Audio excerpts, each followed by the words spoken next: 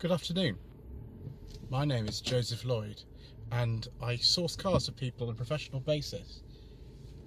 Although most of the cars I source are between £1,000 and £5,000, very often I've been asked to show something a little bit cheaper on the channel, and so I came up with No Budget Reviews, the series where we look at cars that you can buy in good condition with an MOT for under £1,000 and you can enjoy driving. We don't film this in an expensive manner, we don't use separate microphones, we don't use dual head tripods, we don't even use a DSLR, but we do have a lot of fun.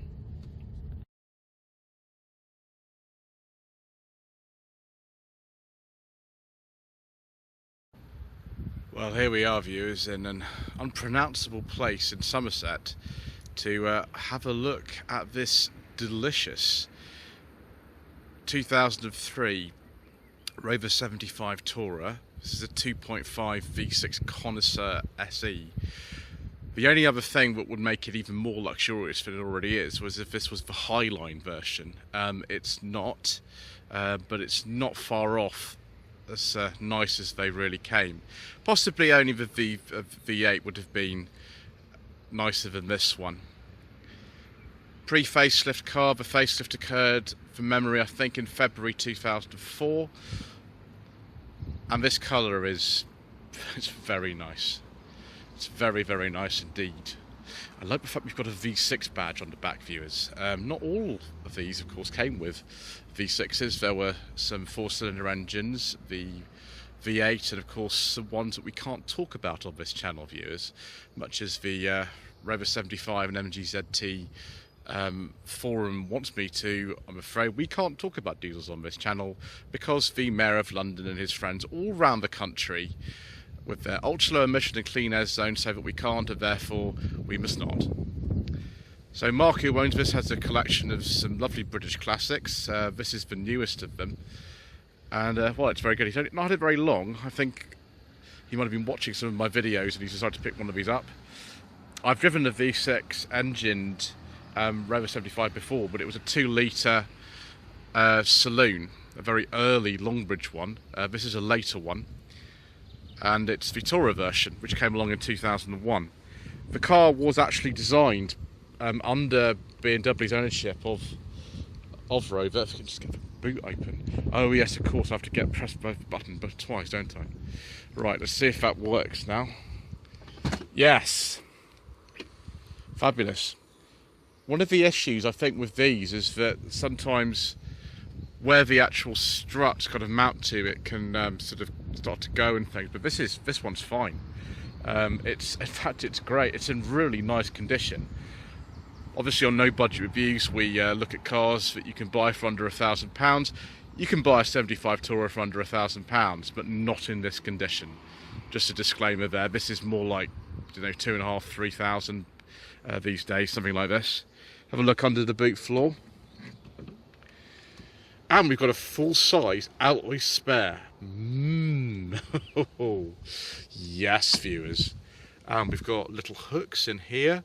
You've got a low blind. I wouldn't say that it's the highest in terms of these estate boots. We've got a nice low blind here. I want a dog guard as well. We've got all the luxury today. I do like a bit of luxury, viewers, as you know. We're not really base model people on this channel. Dog guard lifts up like that. It's quite stiff, actually, doing it with one hand.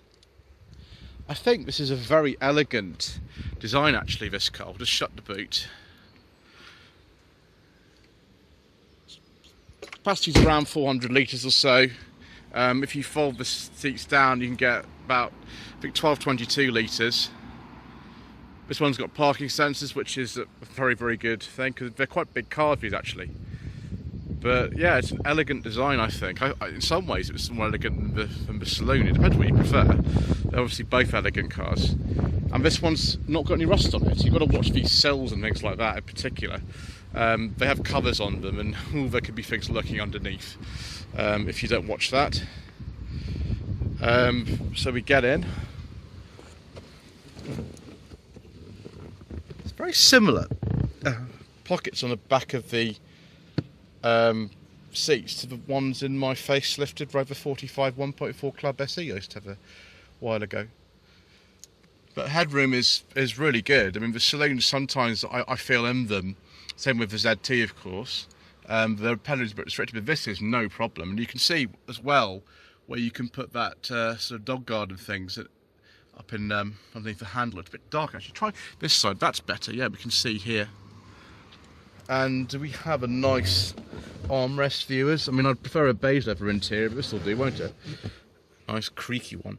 The only thing you don't get is cup holders, which is really weird. What's this here? Does this mean you can have a ski hatch? Oh yes. Oh wow. I'm gonna have to put that back on, viewers.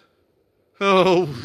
At least we're demonstrating things in here, which is good. You can see that the fabric on that door card is kind of a bit loose. It's similar to my 45. It's actually far worse than that.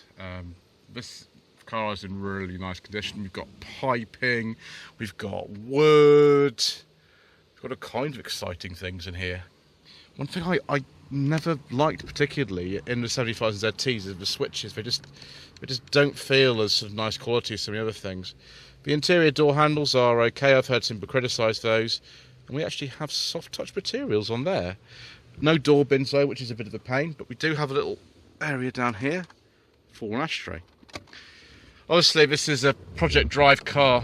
By this stage Project Drive was in full force, and so we've had various things deleted. We don't have torpedo badges. I can't remember if the Tourers, but certainly certainly the earlier saloons had little badges on the C-pillar there. But yeah, body coloured sills. This car made at Longbridge. Would have had torpedo badges on some of the early ones. By this stage that sort of thing's all gone. Viewers, let's try the cup holder on this side. Come on, what's up?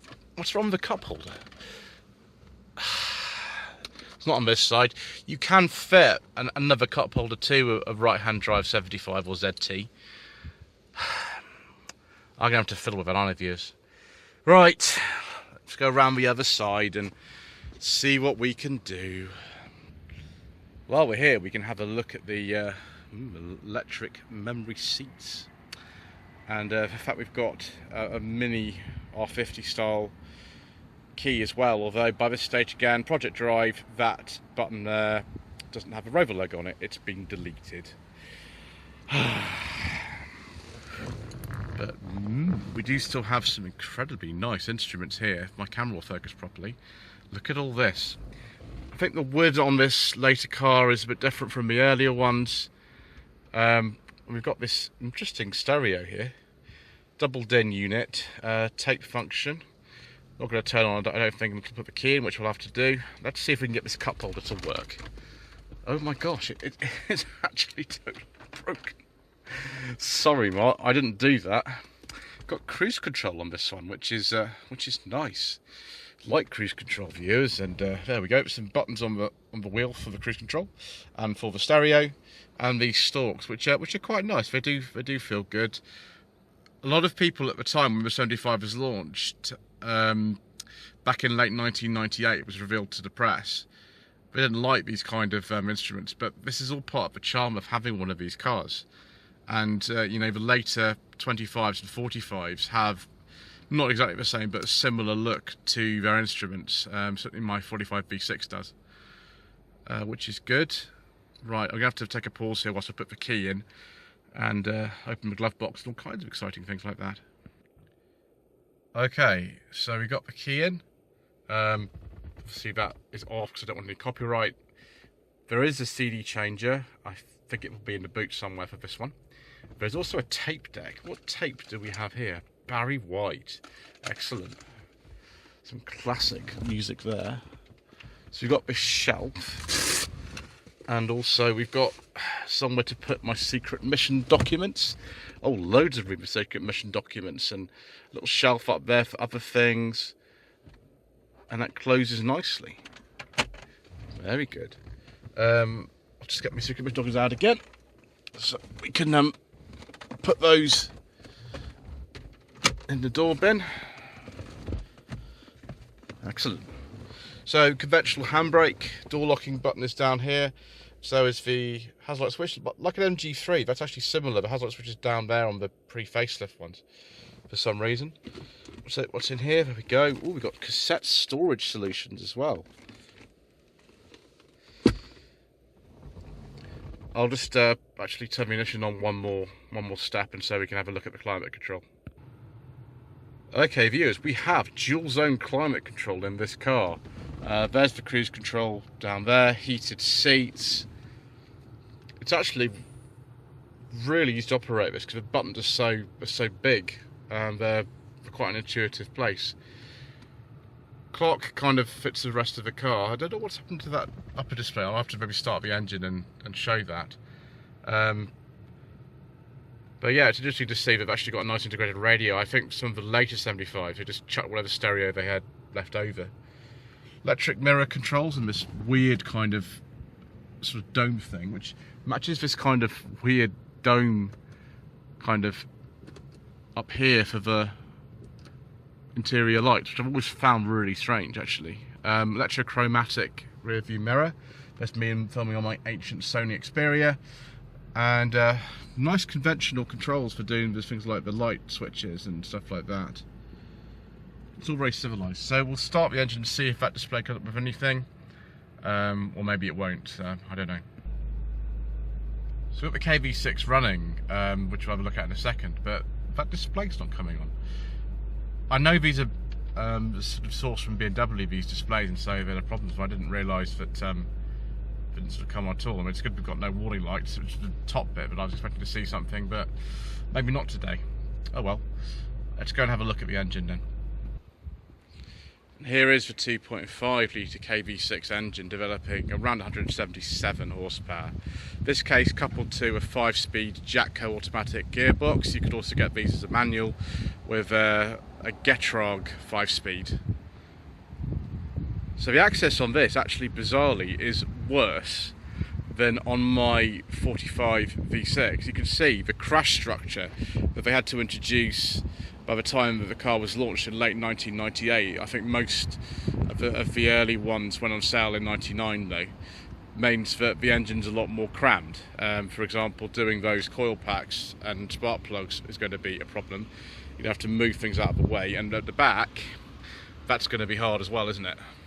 It's going to be a bit tricky. Some people do have a modification that they use, I think it's a spy hole mod, to make it a bit easier to change things like spark plugs. It involves you know, putting holes in bulkheads and things like that, which is, to be honest, a very sensible idea. I would do that if it were me.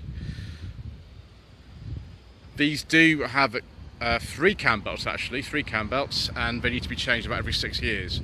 It is quite a big job. I would budget with that at least £600 to have that done by somebody. They also can blow thermostat housings out. I don't know which one this has. I have in my 45 V6 an uprated thermostat housing called the Kaiser metal thermostat housing from the discount MG Rover spares. And that has solved my coolant leaking issues, particularly when the first thermostat housing I had blew up, which wasn't good. Not good at all. Aux belt, make sure that's done as well, because that can also sort of cause some issues. But these engines sound absolutely amazing. A nice KV6, when it's in good order, is a great engine, even if they're not the most torquey engines in the world. Obviously, if you want the ultimate thing, then you get a 4.6 V8. But this will do for most people, won't it? Right, I think it's time to go out for a little spin, viewers.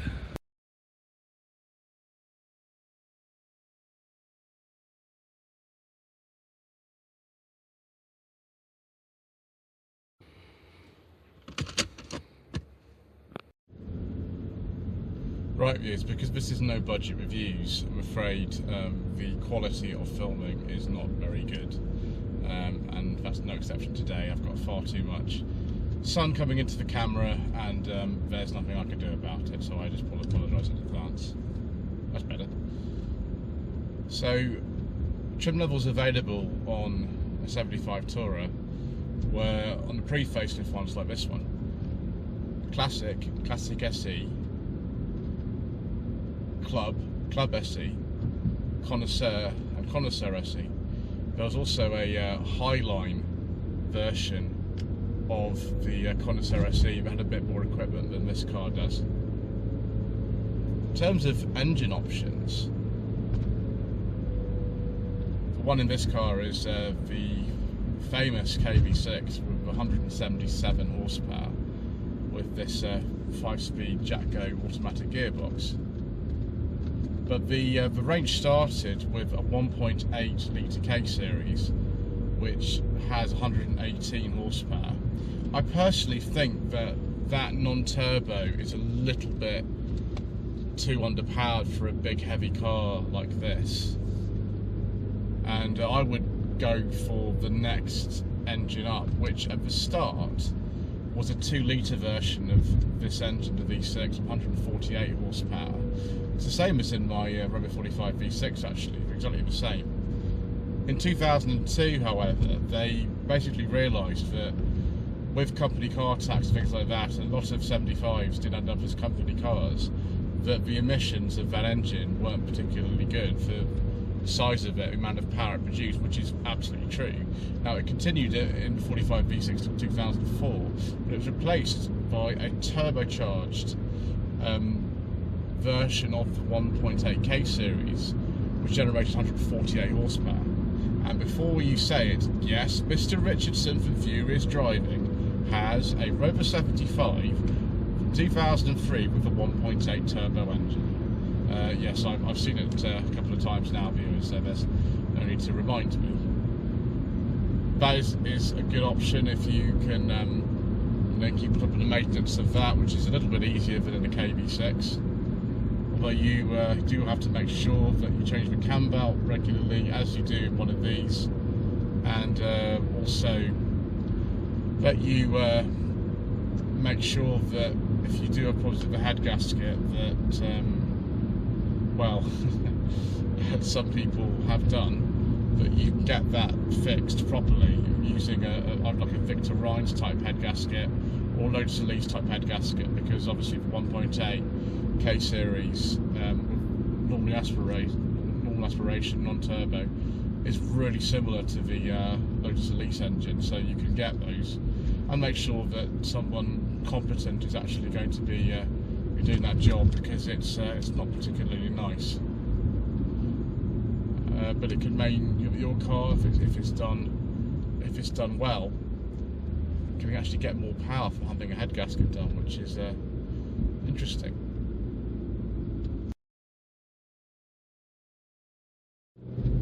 Yes, we don't talk about certain engines on this channel, viewers. It's been away since the very first video in 2018.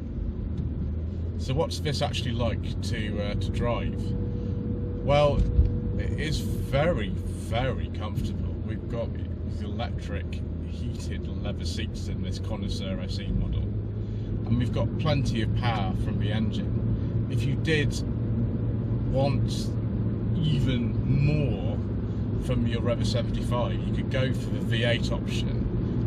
That is a rear-wheel drive, longitudinally mounted setup, which they had to completely re-engineer during the MG Rover era. The 75 V8s came out in 2003.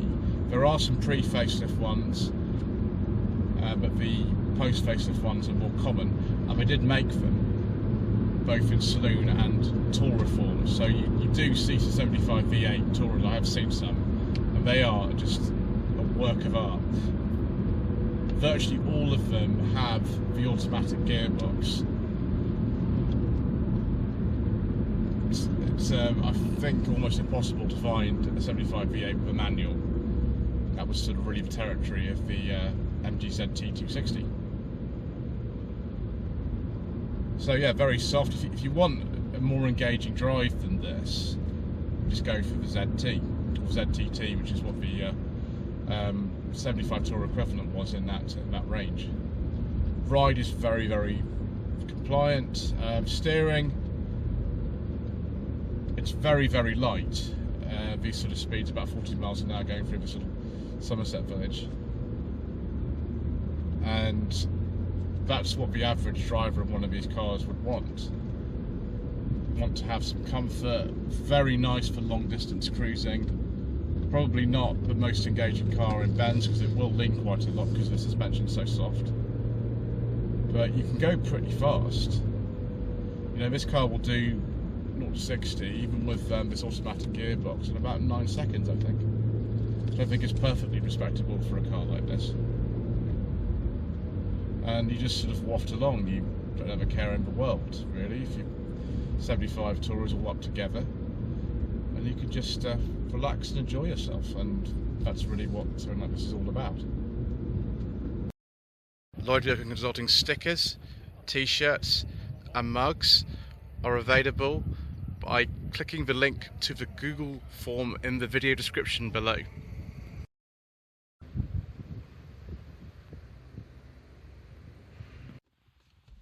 So viewers, should you consider a Rover 75 Tourer for your hard-earned budget up to £1,000? Well, I'm not sure I'd consider a sub £1,000 one of these. It's likely to have a lot of problems. It's likely to have rust. You might need to do the belts on the engine, in the case of the V6 models, or just belt. It's the case of the 4-cylinder ones. And it'd probably be a little bit sort of high mileage and a bit tatty. If you spend a bit more though, this car's worth between £2,500 and £3,000, for example, then you either really get the sort of ultimate in kind of luxury and nostalgia and all these sort of things, and you know, you can go to Pride of Longbridge and park in amongst a sort of sea of beautiful shining ones of these and it will look fantastic, or you don't like this kind of thing. You're far more the sort of person who thinks this is all a bit of a weird sort of joke that BMW came up with in the late 90s to kind of make these cars less appealing to people. It's very much your sort of opinion. I am the sort of person who quite likes a bit of luxury, viewers, and I have a V6 engined Rover of my own. I personally prefer the 45s to the 75s. That's just my opinion. But there are lots of people who are big fans of these. For example, Mike Humble, very big on the sort of AR online scene, whose car I have driven when he used to own a 2-litre V6 75, and he's absolutely an expert on these, and he really likes them, and a lot of you do too. So it's really kind of sort of up to you. I think these are good cars. They do have a lot of problems, but if you buy a nice one, but a lot of them have been solved, and so you can just enjoy a little sort of luxury in your life. Anyway, thank you ever so much indeed once again for watching this episode of No Budget Reviews. Please don't forget to subscribe to my channel, like what you can leave a comment below, and we shall see you again soon for more inexpensive motoring.